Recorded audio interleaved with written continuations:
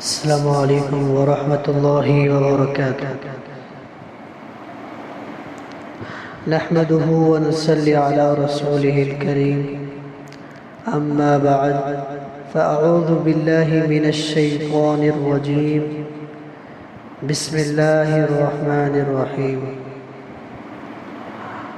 ہمارا مخرج نمبر 13 تک کمپلیٹ ہو چکا تھا۔ آج ہم مخرج نمبر 14 پڑھیں گے۔ مخرج نمبر 14 صاد ز سین کا ہے۔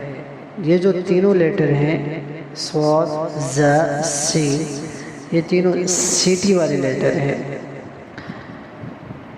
نکلیں گے کیسے؟ کون سی جگہ سے نکالیں گے؟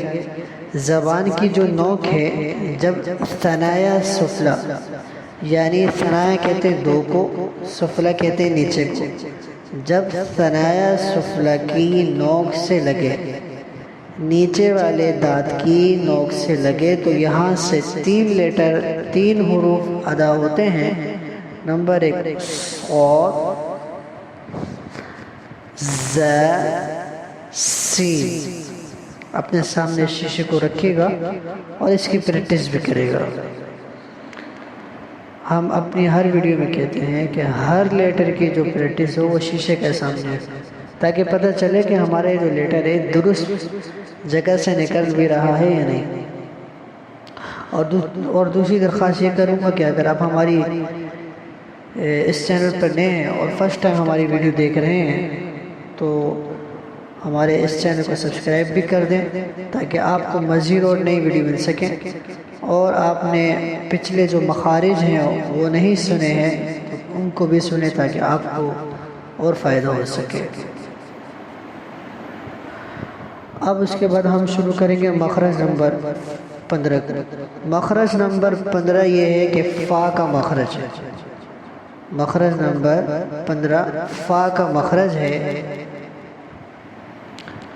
اور یہ فا نکلے گا کیسے؟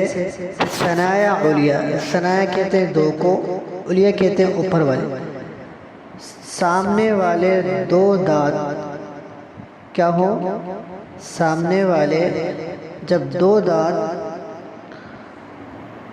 کا سرا جو ہے، یعنی جو دو دانتوں کا سرا کہتے ہیں نوک کو، سرا کس کو کہتے ہیں؟ نوک کو کہتے ہیں۔ یہ جو دانتوں کا جو نوک ہے، جو سامنے والے اوپر کے جو دو دانت ہیں، اس کی جو دو دانتوں کا جو سرا ہے، جو نوکیں ہیں، وہ ہونٹوں کے اندرونی یعنی اندر والے حصے سے لگے، باہر والے نہیں، اندر والے حصے سے لگے، تو ادھر سے فا ادا ہوتا ہے۔ فا کا مخرج اس جگہ سے ادا ہوتا ہے۔ یہاں پہ آپ اس کو بھی شیشے کے سامنے دیکھے گا، ف۔ اب اس کے بعد ہے مخرج نمبر 16۔ دونوں ہونٹ ہیں۔ مخرج نمبر 16 یہ ہے کہ دونوں ہونٹ ہیں، یہاں سے با، میم، واو، با، میم، واو ادا ہوتے ہیں۔ نمبر 1 با ہونٹوں کے گیلے حصے سے ادا ہوتا ہے۔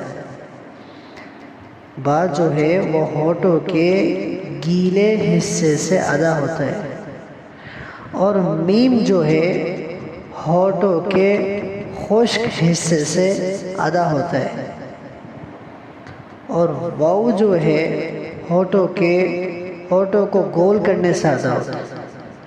اگر ہم واو پڑھتے اور ہونٹ گول نہیں کرتے تو یہ ہمارا لیٹر واو صحیح طریقے سے ادا نہیں ہو رہا، ٹھیک ہے۔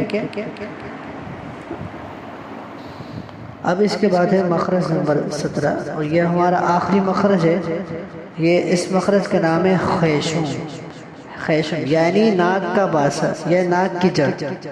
یہاں پہ فوٹو بنا ہوا ہے، دیکھ سکتے ہیں، ناک کی جڑ یا ناک کا باسا۔ یہاں سے غنہ ادا ہوتا ہے، یعنی حروف غنہ نون میم ادا ہوتے ہیں۔ حروف غنہ کے کتنے ہیں؟ نون ہے اور میم۔ ناک میں تھوڑی دیر آواز چھیڑنے کو ٹھہرنے کو غنہ کہتے ہیں۔ ناک میں تھوڑی دیر آواز ٹھہرنے کو غنہ کہتے ہیں۔ یہ تو ہمارا مخرج نمبر 17 مکمل ہو چکا ہے، اور ہمارے یہ جو مخارج 17 مخارج تھے یہ بھی الحمدللہ اللہ کا لاکھ لاکھ شکر ہے مکمل ہو چکا ہے۔ انشاءاللہ ہم مزید اپنے اسباق کو جاری رکھیں گے۔ آپ ہمارے ساتھ فالو رکھیں اور انتظار میں رہیں کہ ہماری نیکسٹ ویڈیو کب اپلوڈ ہونے والی ہے۔ ہماری کوشش ہے کہ جب ہمارا تجوید کورس مکمل ہو جائے گا انشاءاللہ اس کے بعد قاعدے کی پریکٹس کرائیں گے، اور تھوڑا تھوڑا قرآن مجید کی بھی ساتھ ساتھ پریکٹس کریں گے، اور پھر انشاءاللہ امید ہے کہ قرآن مجید کا جو ٹرانسلیشن ہے اس کی بھی انشاءاللہ پریکٹس کریں گے۔ بس آپ سے ہماری یہ درخواست ہے کہ آپ ہمارے اس چینل کو سبسکرائب کر کے رکھیں تاکہ آپ ہماری ہر ویڈیو اپنے پاس وہیں سے یوٹیوب سے وصول کر۔ جزاک اللہ خیر۔ السلام علیکم ورحمۃ اللہ وبرکاتہ۔